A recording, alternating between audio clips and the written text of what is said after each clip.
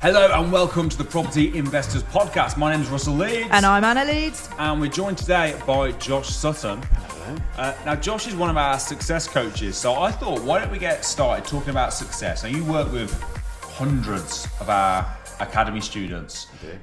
What do you think differentiates the people that are the most successful versus people that achieve maybe mediocre success? Okay, so we can have all the great goals that we want to, and we all have these aspirations, but what it will come down to is, what are you doing on a daily basis?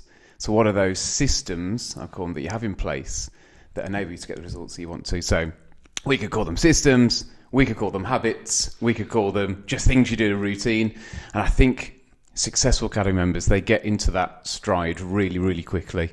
They take on board the advice and they try different things, but they find a thing that works for them and they run with it. And it might need tweaking and editing, but they really run with it. So, as in, like, just doing the right things that you're supposed to be doing? Yeah, so they look at their action that they want to take, and they say, right, well, I know I need to be calling people, I know I need to be kind of upskilling myself, I know I need to be speaking with people who are kind of more knowledgeable than I am, and they're just doing it regularly, but not doing it in a way that's burning them out really quickly. They're doing it in a way that feels enjoyable and pushes them, but it's the people that are still going with this routine and these habits 3 months in, that's, I think, the people that really make that kind of fast progress. All right, so in that case then, what sort of top tips for anyone listening would you say if you want to build successful habits as a property investor? I suppose, first of all, what are those habits? Like, what are they doing that's the difference? And secondly, how do you make a habit? How do you make a new habit? How do you break an old habit? Yeah, okay, crikey, where do we go? So let's have a look at how you make a habit, and then we can have a look at maybe some of the habits that successful academy members have. So how do you make a habit? I'm standing on the shoulders of giants here, like James Clear with his atomic habits, but it's a great model. So there's essentially 4 parts to creating a habit, which is cue, craving, response, and reward. So very, very quickly, the cue is what's the thing in the environment that tells you it's time to begin the habit. Sometimes it's internal, like thirst, which is a cue to go and get a drink. Sometimes, if we're trying to create a habit, it needs to be a bit artificial, and time and location can be really good for this. So it's Tuesday, 7 a.m, it's time to go to the gym. So you have to kind of put that in there. So cue is the first part. Cravings, the next part. Do you want to go and do it? What's that initial kind of emotional response? Do you want to go and do it? So how can you manipulate the environment to go and make it really enjoyable to do? So that's the craving. Do you want to do it? The response, is it easy to do? You've got to make it as easy as possible. So if we were saying, using the gym example again, have you got all your clothes out ready? Is everything in place? Are your headphones charged? Is your gym card in your bag? Is it easy to go and do, or have you made it very difficult?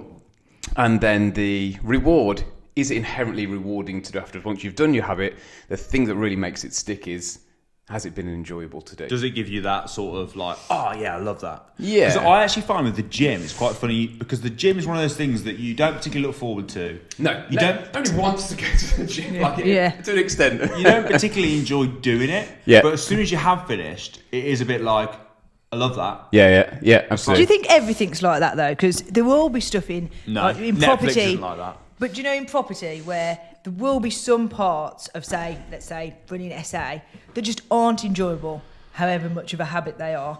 So, what? But see, I think with running an SA, you don't need to create habits because you're reacting to issues, really, aren't you? Once you've got it set up, it's just like whatever needs to be done. I don't think that's the issue. I think the issue with people not being successful is they're not creating the habits to go out and get stuff done in the first place. Yeah. It's like when someone sets up a new business and they're like messing around.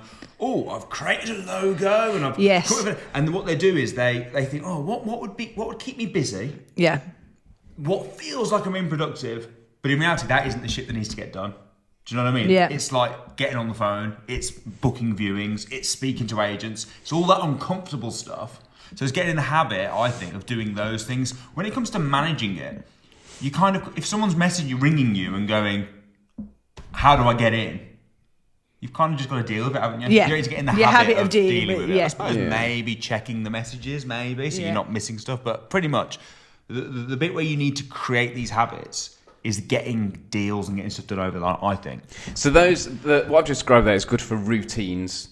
So what you're referring to, I'd say, is more of a mindset, which is more of, I'm going to be the routine of making myself uncomfortable. I'm going to be in the routine of doing the stuff that needs to be done, which is really, really important. Because you can have all these little routines, but you won't be creating routines that are taking you nowhere. Whereas if you have a mindset of, I'm going to continually push myself, continue to review what I'm doing to make sure that I'm doing the things that need to be done. Like I say, and it's not faffing about creating websites, creating business cards, it's all important. Yeah. But it's not the thing that moved the business forward. Yeah. It isn't, and the thing is, it's the thing that people focus on, especially when they're getting started, because it's easy, it's comfortable, it's like, nice, exciting. Oh yeah, that's cool. Oh, let's have a business planning meeting. Yeah. So I'll speak to some members and I'll say, how's it going? They're 3 months in, and I say, it's going really well. I've been watching loads of videos, and I'm going to call my first agent. I'm thinking, we're 3 months in, and I don't discourage them, but those that are successful, I call them, I speak to them a month in and they're frustrated. And I say, well, are you okay? What's up? And I say, well, I've spoke to this person, they've rejected me, and I've phoned these 20 people, and 3 of them were good, but the rest were rejected me, and I keep finding these problems. And I said, look, I don't worry about people like you, because you are getting stuck in, you're doing the things that need to be done, and that is the journey you have to go on. And the sooner you can go through that, the better. So they've got into habit straight away of, I'm just going to do the tough stuff. And it can feel demoralising after a while, but that is the journey that must be gone on to get to where you want to get to. Success lies on the other side of those difficult things. What about the people, though, that say, do you ever get this? I'm sure you do. Where they're like, oh, it doesn't work. I've rung loads of people. It's like, how many people you rung? Oh, loads. How many have you actually called? Just go through your phone book and have a look. 4. It's like, I don't get too many of those, and I think it's very helpful being in the academy, because you might think, I phoned 4, but if you're getting involved and you're speaking to the people, you very quickly realise that actually you think you've been busy, but the people are successful. It's like, they phoned 50 people this week, and you don't have to phone 50 people in a week, but it gives you a benchmark. There's very few people who are successful who've called 3 agents in a month. Yeah. No, obviously not. No, you're not going to be. You raise your standards to the community that you find yourself within. Yeah. We always say you fall to your systems, not rise to your goals, but you rise to the community around you as well, and then you take them as a template of what you need to start doing. Yeah, it's like Jim Rohn says, isn't it? You are the sum of the 5 people you spend the most time with. Yes. So if you're spending time with 5 losers, you're going to be a loser. I mean, whether I'd term them that or not, as a coach, I see the best in everybody. But if you're around people that are getting deals and are winning, you're going to probably be like them. You're going to be. Because some people join the academy and they step into these rooms where it's inner circle or live events, and they don't use the word inferior, but you can tell it's how they feel. And I said, look, you've automatically put yourself in quite an elite group of people. And I say to them, how many people, friends or family, do you know who have invested in themselves in the way you have? And almost all of them will say, I don't know another person. So I said, just by being in that room, you've already surrounded yourself in a group of people that are quite different to the people you're used to being with. So if you feel like I'm a little bit out of place here, fine, because you're probably going to grow a lot. You're going to get a lot out of this because you've put yourself in a place where it's like, okay, you want to put yourself in a place where the normal behaviour is your desired behaviour. It was interesting. We were talking about running earlier on, and you run 5K in how long? It depends on feeling. Around 20 minutes. Around 20 minutes. Occasionally sub 20. Occasionally sub 20. Did Russell hold you back today? Not at all. Not at all. I'll hold him back. Why would you even assume that? He just immediately left me. Don't hold him back. He just waited for you at the finish line. Got video footage of me. I did get video footage, anyway. You did very well. After he'd gone and got his coffee and did sat my stretching down. routine, read the paper, yeah. Well, we got there and he said, right, should we go for a run to warm up? I'm like, mate, are you joking? You did some lunges. I did some stretching. I'll touch my toes and stuff. Right, that's about it. Anyway, my point was, you were like, right, I want to get sub 18. Was it 18, 19? We can say that. I mean, I was just happy to get around today. We're in March. What's I doing? Your goal moving forward? Oh, my goal. Yes, yeah. Moving forward, that's my goal. Sub 18, right? Yeah. And I was like, how are you going to do that? He said, well, I'm going to look at other people that are sub 18 and what do they do? How do they train? How do they respond to injury? And I think that's a very good sort of system for achieving anything. It's like if you want to achieve let's say, so someone's watching this, I want to have a property portfolio of £1 million. Okay. Well, who are the people that have got that? Yeah. And what are they doing? And Yeah. how did they get there? Yeah. And I think that's a very good blueprint to follow. Copy and paste. Don't try and recreate the wheel. Don't try and figure it out. Yeah, well, before habits and system is, and it's the kind of foundation of my coaching, a fundamental belief of mine, is identity. Who do you say that you are? What's your beliefs? What's your values? How do you see yourself in the world? How do you identify? So that's a dodgy question these days, isn't it? So, but if you wake up in the morning and you say, I'm somebody who nobody listens to, I have nothing to offer the world, I don't have any skills or talents, today's going to be a bad day, you're going to live out your day searching for things that is the case. Do you think people genuinely say that, though, or even think that? Subconsciously, absolutely. Yeah, I agree. Scary number of people. Scary. And the more I've done this work, the more that scares me. So they just wake up and say, well, I'm... Not say. No. It's ingrained, Yeah. and they live out that reality. We can play a game. Go on, let's play it. Do you want Let's to do play it. a game? I want to play a Okay. game. It can be edited out, but it's no good. It can be edited out. Okay, so I want you to look around this room. Could people play along at home? At this Absolutely. All right. You can play along at home. There you go. There you go. Okay, so have a look around this room. You've got 10 seconds. Don't say anything out loud. I want you to look for all the things that are blue. Okay. All the things in the room that are blue. Got them? Yeah. Okay, close your eyes. Okay, tell me all the things in the room that you saw that are green. There's a green pen on the board. Oh, it's behind the screen that you can't see it. So you didn't just see that then, you just remembered that. I couldn't remember anything. Like, I remembered you had green trousers on, but I hadn't just seen them. Okay, so why couldn't you tell me what was green in the room? Because I was looking for blue, so therefore I didn't see anything green. Literally though, behind that banner. Yeah, but that doesn't count. Behind that banner, I put a green pen on the flip chart earlier. Okay, so Okay, can you see green items in the room now? Yes. I can see. Okay, so why couldn't you tell me? You said because you couldn't. I wasn't looking. Look, for I wasn't green. focused on that. Yeah, you weren't looking for them. Yeah. So you find what you seek. Yeah. And it's the exact same with the identity. If you wake up and even on a subconscious, and they're almost always subconscious, you have those beliefs. You will go out into the world and find things to confirm it's true. The brain is always looking for things to confirm what it believes to be true.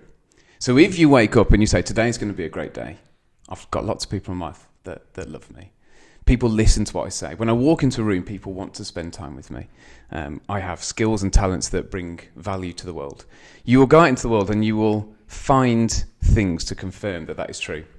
And so that is the foundation of all of your actions, because everything you do comes from those set of beliefs. And that's what I think identity is. It's the story, the hundreds of stories that we tell ourselves every single day that forms the narrative of our lives. And so to go back to the point, how do you become successful? Well, embody the person that you want to become. Think about the identity of the person you want to become and say, what would that person say to myself? What would that person do? How would they move? How would they act? How would they speak to people? What actions would they take? And over time, if you can get that into your mind and work towards that person, then that is the life that you will start to live out. However, for someone listening, again, it's very difficult, isn't it, to just think that if you don't deep down think that you are worth listening to, for example, or you are going to be successful, it's very hard just to go, I am going to be, people do affirmations, don't they? Why would someone think that they aren't worth listening to? I mean, it could be lots of things, couldn't it? It could be that when they've experienced, even as a child, because you get a lot of your beliefs from when you were a child, right? So maybe when you were a child, they're talking to their mom and dad, they're like, shut up, not interested. Okay, so from experience. Yeah. From experience, yeah. And that's neural pathways in the brain, strengthen that connection over time. That comes from those experiences. So what I teach people to do is to expose themselves to a new narrative, a new identity. It normally forms something like, I call them I am statements. And so we look at the identity you want to form. So it's really simple. I am bold. I am someone who takes risks. I am kind. I am someone who people listen to. Normally one at a time. I don't want to do too many. And I say, expose yourself to that again and again and again. Write it on a mirror. Put it as, I think the most creative one I had was someone, they recorded it on their phone and it came on as an alarm a couple of times a day. But like, write it on your hand, put it, I've got like bits blue tacked on my wall. of the person you want to become. Yeah. Because if you're exposed to that all day long, you're creating a new set of experiences for yourself, and that's the person you step into. And it has been one of the most powerful things I do with clients again and again and again. I suppose I think in the book Thinking Fast and Slow, I remember he talked about if you ask someone to, for example, think about a time where they were bold. Think about a time in the past where you were bold, and then they answered other questions. They thought about the other questions very much in a way of, I'm a bold person. Yeah. It was interesting though, because he said, think of 10 times that you were bold. And then that actually made people think that they weren't bold because they struggled to think of the 10. So it was like, I can't think, I'm obviously not. If you start, you bold. can recondition yourself so that associating think of being bold, and you can't. So there's a new association. So you have to be careful with it. My favourite example is they did an experiment with children. I can't remember how many years ago it was. It's called the Batman test. So they had 3 groups of children, and they put them into 3 different rooms, and they had to solve puzzles. All the puzzles were unsolvable. Which sounds a bit mean, but bear with me. First group of children, they just let them solve them. So off you go. Try and solve these puzzles. Second group, they asked their children to view themselves in such a way that they would be able to solve them, which I think they were like 4 and 6 year olds. I don't know how they convinced them to do that. It sounds quite complicated, but that's what they were asked them to do. The third group, they told them to go and solve the puzzles, but before they did that, they had some costumes so they could go and dress up as Wonder Woman, Batman, all the Spider-Man, all these different people, and they say dress up as this first and then go and solve the puzzles. So the first group, that was like the standard. The second group, I hope I'm not butchering the figures here, but it was something like a 13% increase in their ability to solve these puzzles. The unsolvable puzzles. Yeah, well, that's what they're saying. But they're like their resilience to it, the amount of time they spent on it, they kind of aggregated these results. And they also recorded the ways that they spoke to themselves. The first group was very much, I can't do this is impossible to do. The second group was much more, I can do this, I can try, I won't give up. The third group, it was something like a 25% increase on their ability to solve it. Again, the amount of time they took, and I'm not entirely sure what statistics they took, but that's what came back from the study. And they were saying things like, Batman wouldn't give up at this, Wonder Woman would keep going at this. So it's a very basic way of saying that they took on this new identity because they knew that person would then be able to succeed in the task. So so even a 4-year-old, these are the 4 and 6 year olds, were able to do it, and that's. So next week on the podcast, when you see me dressed as Batman, you'll know why.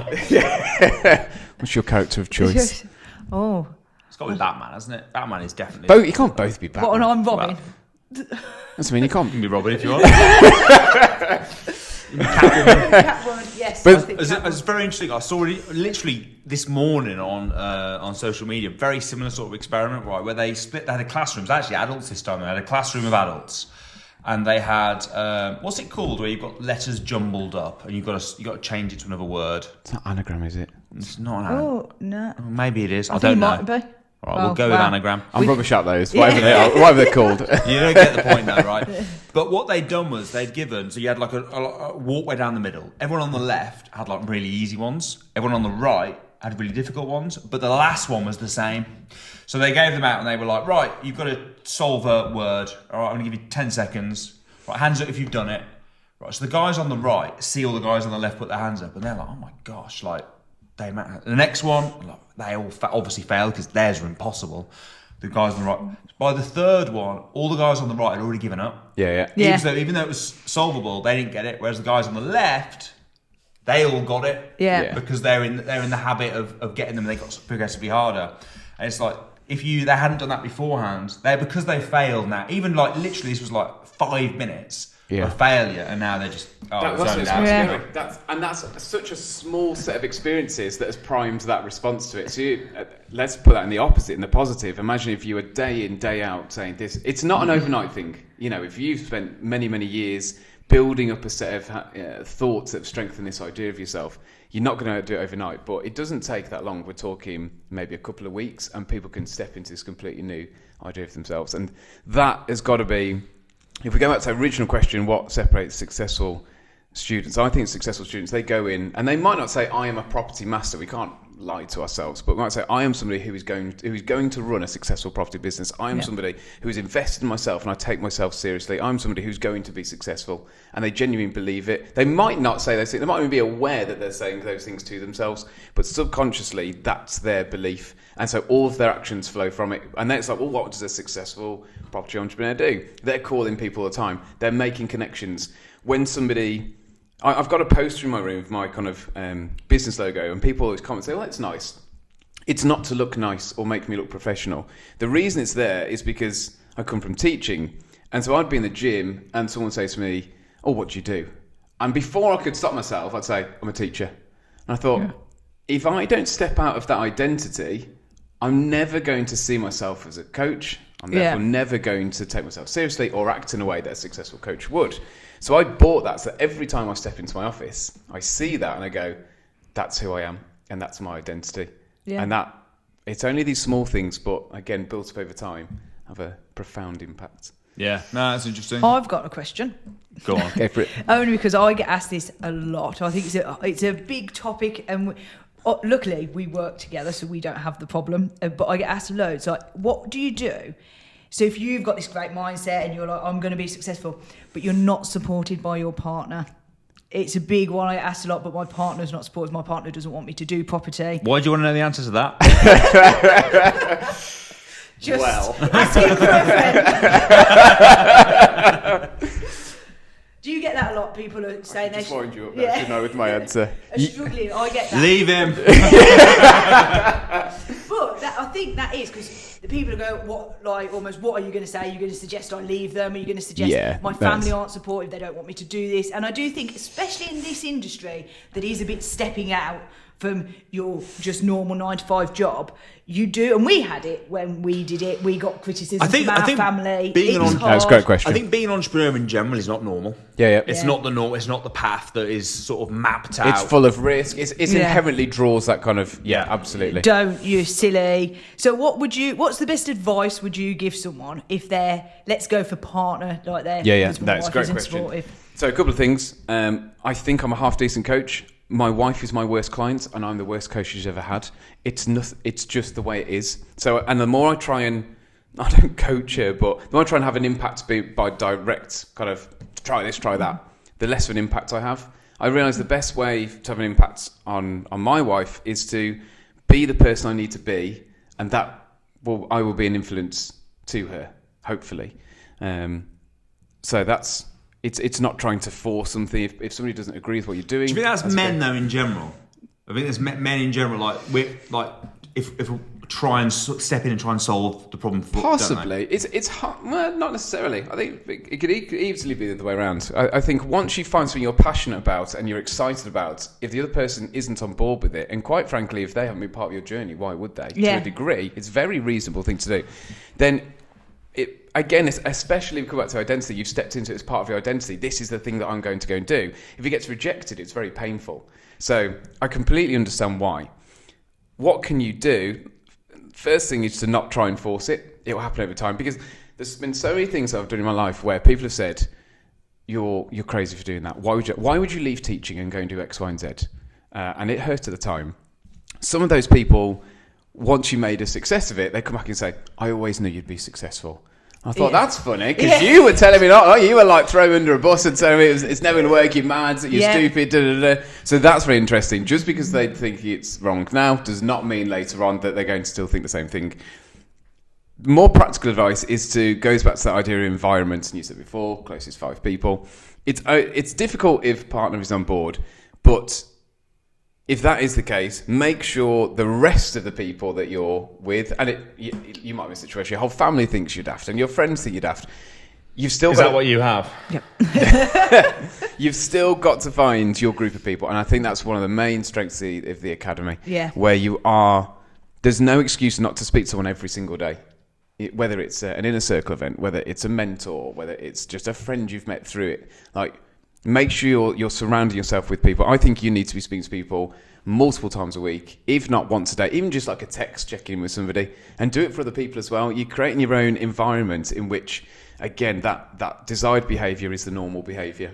How important do you think it is to listen to like podcasts like this, for example? Do you think does that add to your environment compared to, say, listening to the news? They're both the same thing. The news creates one environment, and a podcast that is helping you to learn and grow creates another environment. And people need to realise that the news is very much, it's creating one set of, not echo chambers, one set of stories, things for you to buy into. The world's a dangerous place, things are going wrong, and again, news is naturally going to be negative because we're more drawn to negative news. It just gets our attention. The news is fighting for our attention. It always garners more attention for negatives, so that's what it's going to be. It's like an educational podcast. That's always going to be, hopefully, helpful. So podcasts are helpful. Human connection is always going to trump podcasts. Yeah. You guys. But that's no reason why it can't supplement them. So I think both is very, very important. I think you've got to have things that are feeding you in the right way, but human connection is always going to be, I think, most important. And some people will absolutely thrive on human connection. Some people won't. But I think a combination of it is, I listen to many podcasts, and I think I make sure I listen to the ones that have a positive impact on me, but they'd never replace the human relationships that have that really positive impact on me. Yeah. How important do you think goal setting is, and having a clear goal of where exactly what you want to achieve? Yeah, so we talked about habits before. So there's three kind of I's I run through people, which is identity, intention, implementation. So we started backwards. We've jumped. So we've got implementation, then we jumped to identity, and then you're referring to intention. So I'm going to keep going backwards. Yeah. We'll find something else. So the order I go in is identity. Do you know who you are, essentially? Yep. Intention. Do you know what you want? Do you think most people do know who they are or don't know who they are? Don't know who they are. They'll always give me an answer, but then if you unpick it a little bit, you start to see the fear in their eyes, because it's very disconcerting to have your identity picked apart, but it's also one of the most revelatory freedom things that you can do to work out who I am. Because a lot of the time, there's another experiment I did where you could either sit in a room for 15 minutes alone, silent with your thoughts, or receive an electric shock. I don't remember the exact stats. Again, I should probably do some research before I come on to these things, but I think it was something like 75% of men would prefer to have an electric shock than sit for 15 minutes with their own thoughts. Wow. So the whole idea of working out who we are is incredibly painful to people. Did you hear about... To be fair, I think you would struggle with that. I think you would pick the electric shock. Me? No, you'd be happy to sit there for 15 minutes with your phone, but just literally just sitting there, I think you'd probably take the electric shock. It was something like 60%. You'd be like, how bad is the electric shock? Not a chance. Did you hear about the Anthony Joshua thing that he did? No. So before his fight, he spent 4 days, he paid $2,000 to go and sit in a lock him in a cupboard. Black room, basically. Why would he pay $2,000 for that? Couldn't he just do that at home in a cupboard? Well, I suppose that... What was so special about where he got... People do silent retreats and things like that, and it was to embrace the darkness and the solitude for 4 days. Oh no, just I wouldn't isolated, like that. alone with his own thoughts. No, that's too much for me. I think it was before the... It's a pretty hardcore thing to do. And again, if you're particularly extroverted, like myself, that's a pretty... Please tell me he hardcore won thing that to... fight. Because that's going to be very depressing. He was like, and then he went on to lose. Right, yeah. great. So that put him in a dark place. It was October 2023. So what was the fight he had then? October 2023. It would have been Usyk, wouldn't it? It would have been a loss, I think. Oh. Did he then go back to his room and just for another 4 days? To have to think about how he got knocked out by another $2,000 down. That really didn't. That wasn't a good example. That really didn't work for him. Shall I go back to? He should have just took the electric shock. Yeah, absolutely. A lot cheaper as well, probably. But stick your finger in the socket. I wonder how valuable that. Well, I wonder why he did that. I wonder how valuable that would be. Is that to figure out his identity? Yeah, I term it identity. Other people should work out who they are, what they're about. But to get your question, you've got identity. Who are you? Intention, what you want. Implementation. Can you get what you want? So how important is goal setting?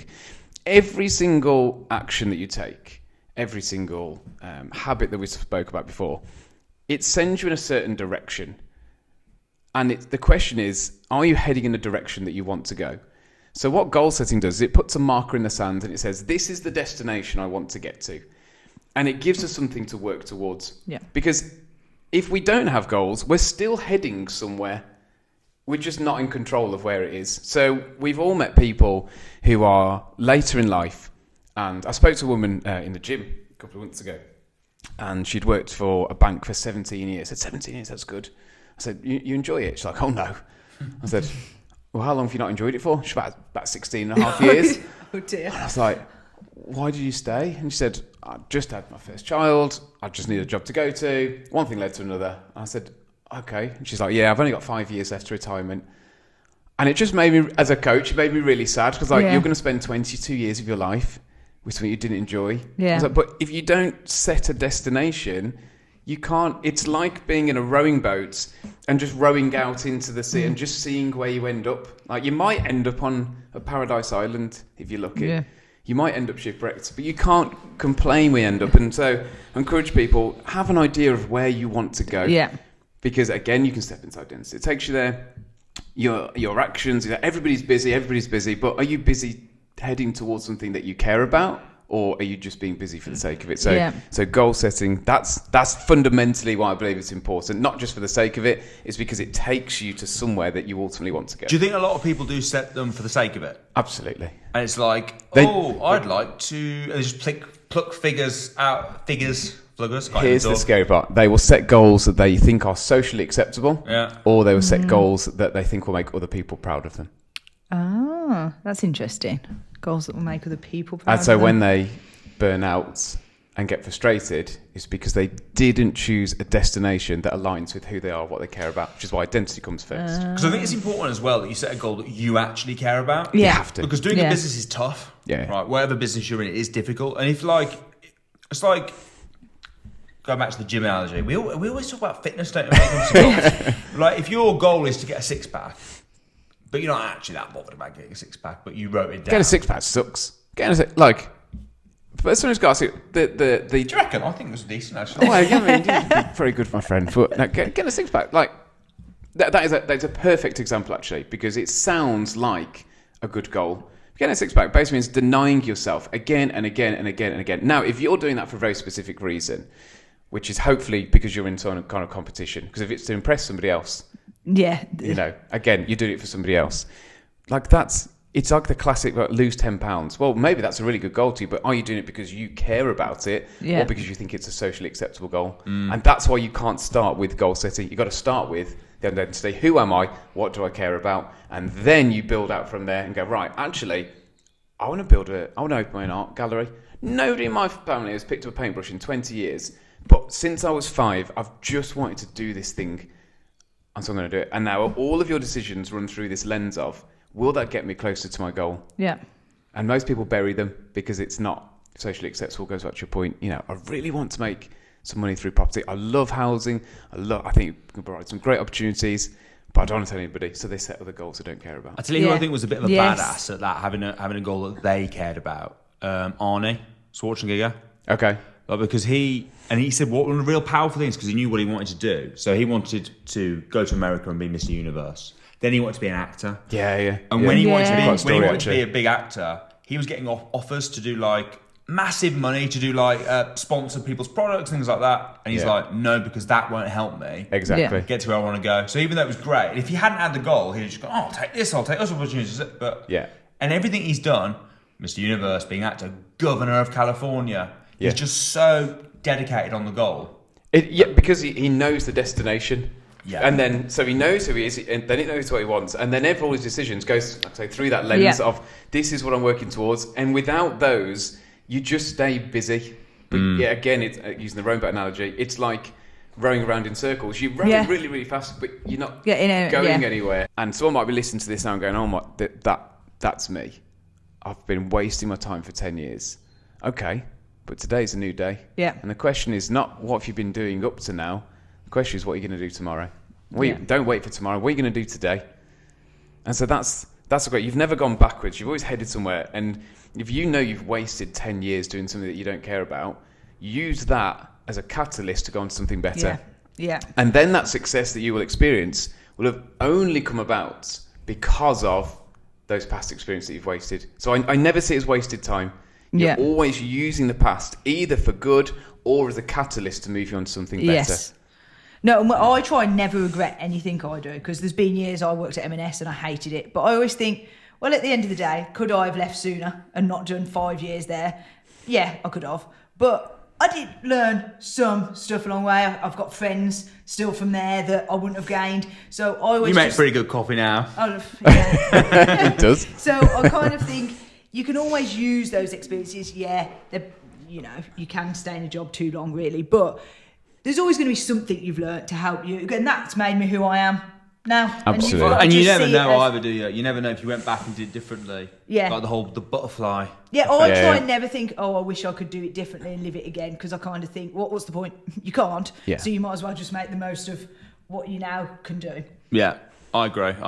All right, so we get our identity sorted, know who we are, and not just... Make it sound really easy. It might take... It's a lot... Let me say... This is a 20-minute thing, guys, and you'll be away. I'll be done by tomorrow. I thought it was 15 minutes in the dark. Yeah. 4 days. Well, he needed 4 days because he's got a lot to him. 15 minutes in the dark, work out who you are. I should caveat, this is a lifelong process. And eventually, the hope is you step into that person you want to be. Yeah. But then it's, okay, so what's next? And it's... People say, well, does that mean you're never satisfied with who you are? The opposite. You're happy with who you are, but you always say, well, how do I evolve into an even greater version of me? So it's always appreciating the moment, appreciating who you are, your flaws and your strengths, but saying, where do I go next? But it's a lifelong process. Yeah. Yeah, because you can always improve, you can always get better, right? Yeah. Of course, yeah. So, quickly work out who you are. Yep. Then you quickly set some goals that are truly important to who you are and aligned with your identity. Yeah. Then you work out, okay, what have other people done that have got there? Yeah, that's helpful. Educate yourself Yep. on what to do. Because it's important, you know, they say, take action, but it's important that you take educated action.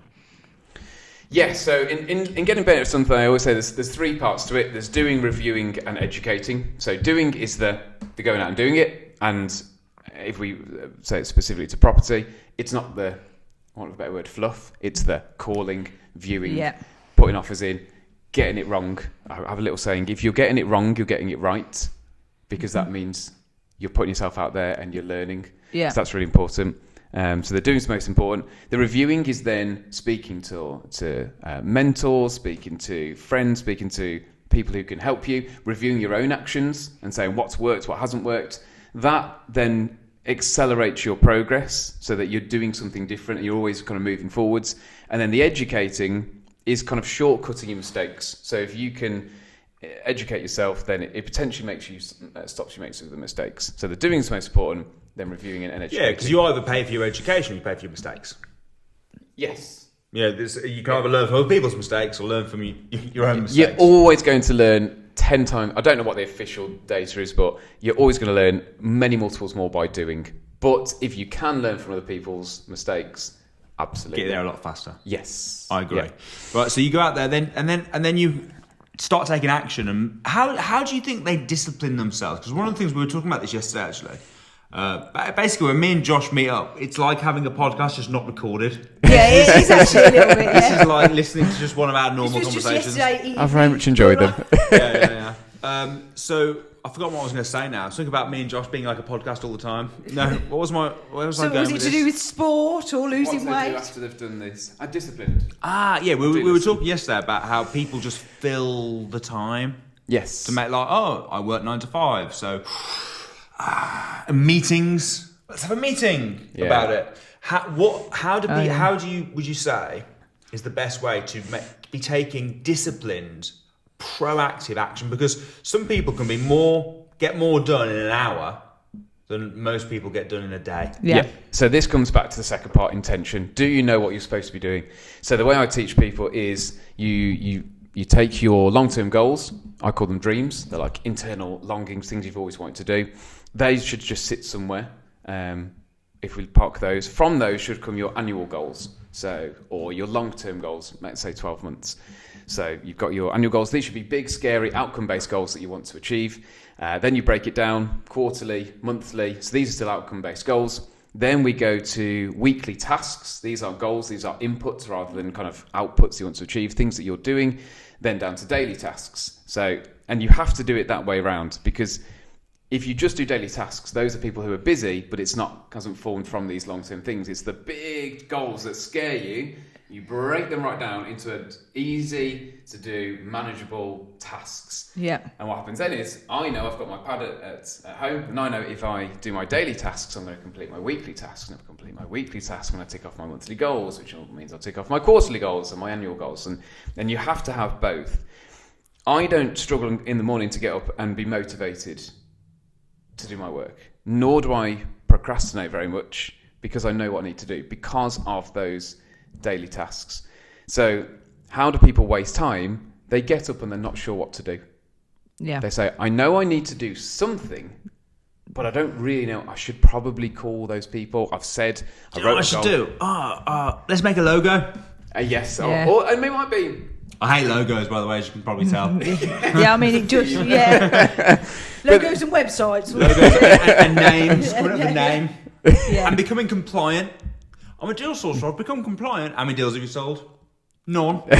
Why become compliant then? yes, Yeah. those bits that complement the Yeah. doing.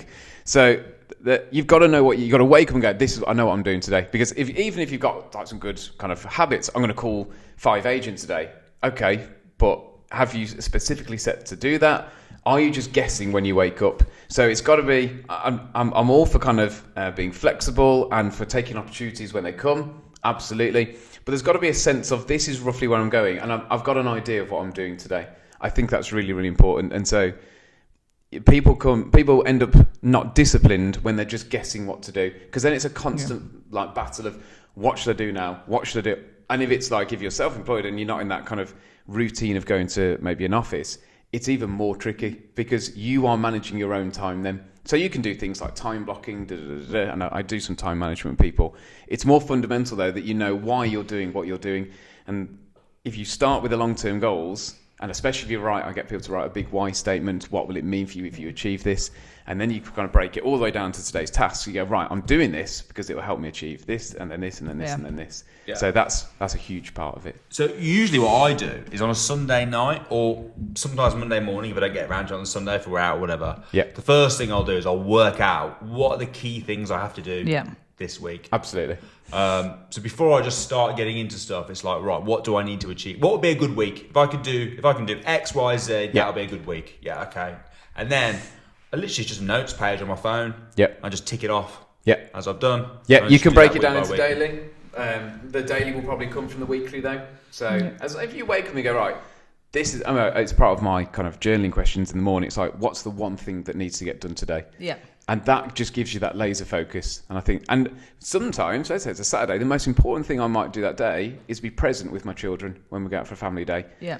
And it sounds a bit contrived, kind of targeting myself to enjoy the day with my family, but it's a good focus. It reminds me, actually, there's lots of things you could be doing, but this is the one thing for today. Well, here's the interesting thing, because we had this conversation, because I was saying, because obviously I'm very busy with work, and I was saying to Anna, like, I want to diarise time for spending time, like, even if it's like Monday night. And she got a little bit offended. She was offended. Oh, really? She was like, Let's dive in. This is going to just turn into a counselling.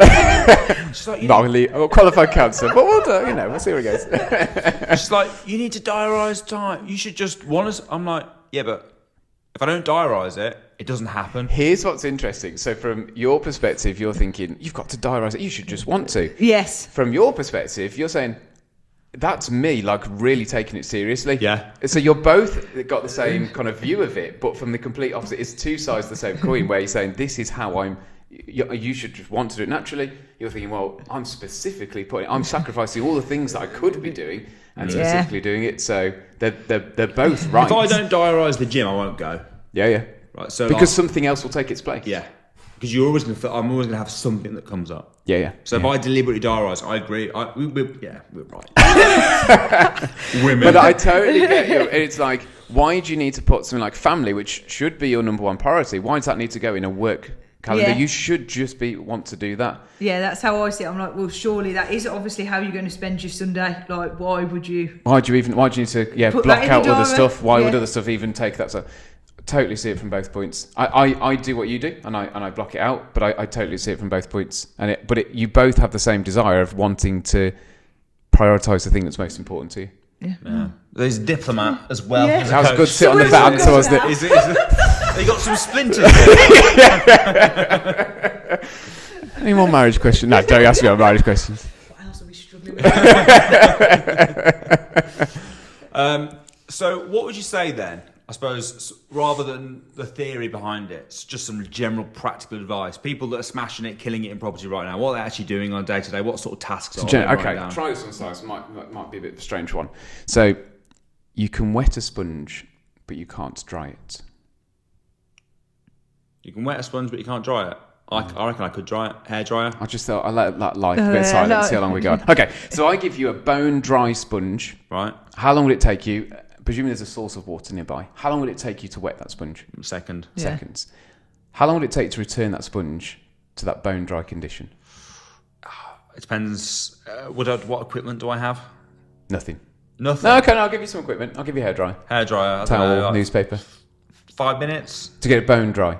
Yeah, I reckon so. Okay, so it takes you not infinitely, but a lot longer to dry this thing out than it does to wet it. And the point here is that there are some things you can rush, and there's some things that you can't. And I think that really separates some of the successful academy members from others. So what are the things you can rush? You can go out and you can be speaking to people straight away. You can be making viewings very quickly. And again, the people who say, I want to do 6 months of training before I do my first call. No.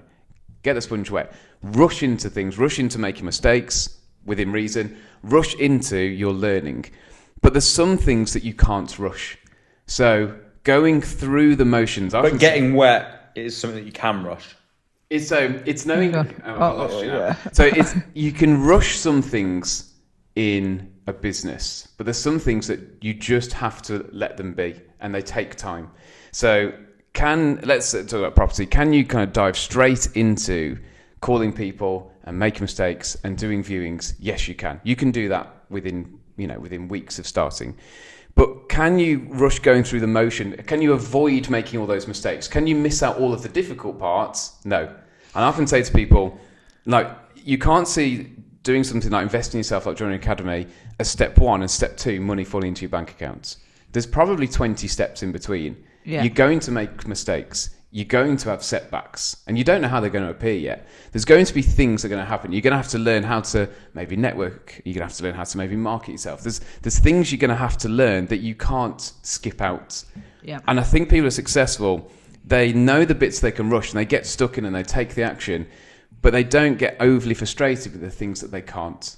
Okay. And so I think it's going to be really important for some people to hear. It's like, actually, I'm doing everything I can, but I'm just not getting there as fast as I want to. It's like some things can't be rushed. Some things can, But others, but some things Do you know what as well? I also do think that some people become successful in their own time. Yeah. So like some people I'll be chatting to, it took them like 6 months to get their first deal, or it took them a year, and they're just like, I just want to get all the education done, and then I'm going to go, and that's the right speed for them. And then other people are like 2 weeks in, they're like, oh, I've made 10 grand, and you're like, wow, that is amazing. But you don't need to judge yourself of other people. It's like when I run today, obviously, I haven't run for over a year. I play football, but it took me 30 minutes to run 5k. It took you 20, but I wasn't trying to compete with you. I was happy with 30 minutes because I'm just running my own race. Yeah, so perfect example.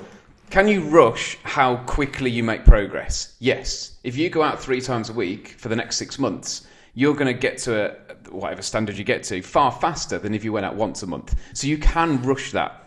Can you skip all of that? And just No. suddenly be, You've got, even if you go out 5 times a week, 6 times a week, 7 times a week, you can accelerate it and you can kind of rush the amount of sessions you get in, but you can't skip it altogether. Yeah. And you say, even if I got 7 days a week, which probably wouldn't be a good idea, it's the equivalent of phoning 50 agents a day. You're going to burn out. So don't do that. Create a routine that works for you. But can you, go back to the running, can you skip that process entirely and just wake up and be there? No. Yeah. You have to let some things take their course and take their time. Can you accelerate it? Absolutely. Can you skip it? No. And so the people that this mainly refers to is the people that are taking great action, and maybe a month in, 2 months in, they're busy, they're doing what they should do, they're not faffing about, they're doing what they need to, but they're like, I haven't got results straight away. And it's like, you're on the right path, you're doing the right things, but it just takes a little bit of time. You know, a single, very successful person who has got nothing wrong on their journey. No. I can't think of one. No. And actually, the most successful people, they have the longest catalogue of mistakes and errors. Well, successful people fail a lot more than unsuccessful people. And that's not like a random coincidence. It's the very reason. Yeah. And I know it sounds a bit cliched, but it's failure isn't maybe part of the journey. It's a prerequisite to success. Yeah. And that's the bit that people try and rush. They want to like skip out the failure bit and the frustrations and like just instantly have the sponge dry. But you can do things to accelerate it, but there's still a process that you have to go through. Yeah. And I also think it's very important as well that you enjoy the process. Yes. Well, enjoying the process means that you continue it for a long period of time. Yeah.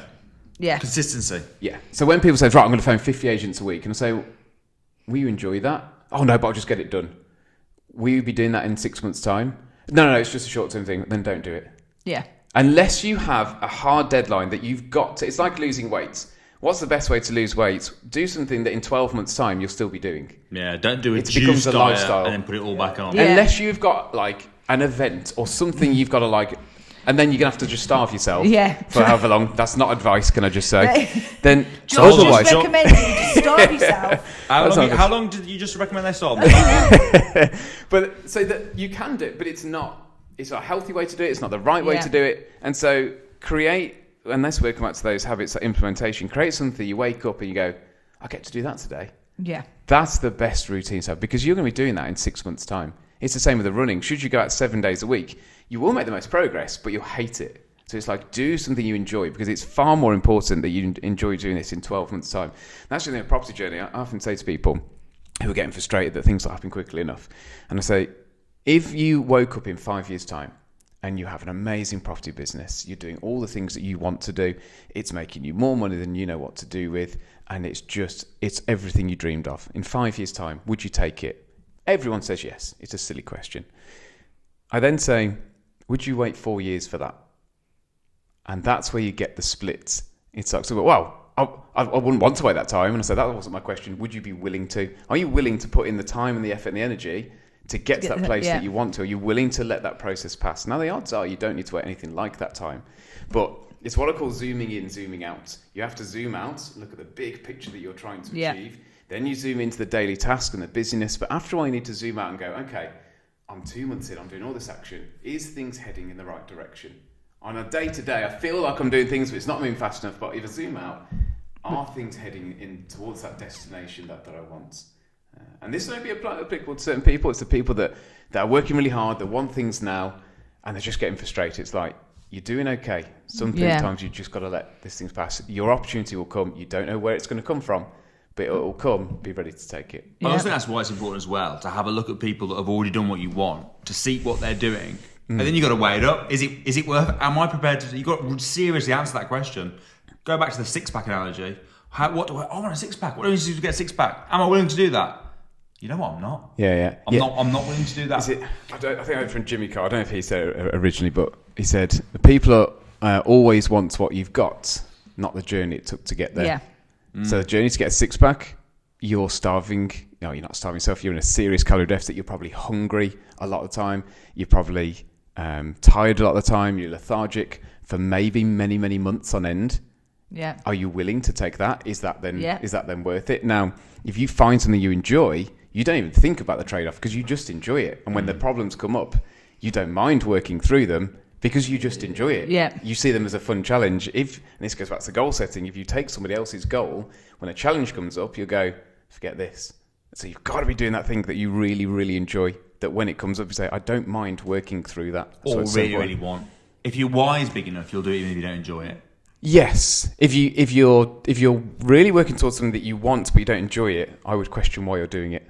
Well, it depends what it is. So if you desperately want something, let's say for example, if you knew you had to earn money because your child was dying of cancer and you had to get the money to pay for the treatment, even if you hated it. I'm not going to be able to disagree with this. I can sense where this is going. Even if you hated it though, your why is so damn strong, you would just do whatever it took, however much you hated it, because of how important the why. Now, obviously, that's an extreme why, but normally it's better if you enjoy it. If you can get something that you want that you also enjoy, that's where the magic happens. Yeah, right? so that comes down to timeline. So if it's a short timeline because there's a certain outcome, be it the event we said before, be it the example that you just gave, there's a timeline, and then you can work towards that timeline even if you don't enjoy it. On the whole, you want to be kind of, so that applies to that's fine. But if you are looking at kind of life in general, it's one of the reasons that I kind of moved into the work I do now, because I was in early 30s and counting down the days to retirement. And I was like, only 20 something more years to retirement. I thought, sucks. I was like, I can't live my life like that. Yeah. Partly for me, but partly because I'm a dad to 3 children. What kind of message does that send to them about work, about money, about free time, about valuing myself? That's not the person I want to be. And I said, I want to be the person where you're dragging me away from my work at 70, not counting down the days to the earliest possible retirement. I want my children to see me enjoying the work that I do. That says and a you lot about never them. need to retire because you enjoy it. Absolutely, yeah, absolutely. You do it until you can't anymore. So those are like the longer term things. Like that's what you want to be like. What do I want my life to consist of? What do I want it to? When I wake up, great question. What do I want Tuesdays to look like? Monday's Monday, Wednesday's hump day, Thursday's almost Friday, Friday's Friday. What's a great Tuesday look like? If I can just get up and say, oh, it would be amazing if I could do that. And it might be really difficult, really challenging, but if it fills you with excitement and you want to, then you know you're on the right tracks. Yeah. I agree. All right, awesome. Well, Josh, really appreciate you coming on the show. Not Loads at all, of thanks, valuable Beer. nuggets for everyone that's Pleasure. there's what listening or watching from home. So I hope you guys enjoyed the show. We'll be back next week. So guys, thanks ever so much for tuning in. See you next week.